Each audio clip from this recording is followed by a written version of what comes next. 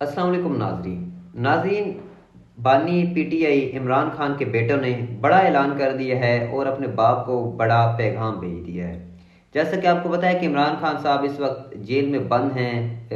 उनके ऊपर काफ़ी ज़्यादा केसेस बने हुए, इस हवाले से उनके जो बेटे हैं उन्होंने अब कोशिशें तेज़ कर दी हैं। इस हवाले से उन्होंने अपने बाप को ये पैगाम भेज दिया है कि हम इंशाल्लाह आपसे जल्द मुलाकात के लिए आ रहे हैं। उन्होंने ये भी कहा कि हमारे बाप को बेगुनाह कैद किया गया है और हम आलमी फोरम जितने हैं उनके ऊपर उनके लिए आवाज़ उठाएंगे और जब तक उनको रिहा नहीं किया जाता हम उस टाइम तक चैन से नहीं बैठेंगे। इसके साथ साथ उन्होंने एक बड़ा इंकशाफ किया कि वो जल्द पाकिस्तान में आएंगे और उनसे मुलाकात करेंगे। और साथ साथ उन्होंने कहा कि हमारे साथ डील की बातें होती हैं, हमारे साथ डील करने के लिए लोग रब्ता करते हैं कि आप हमारे साथ डील कर लें।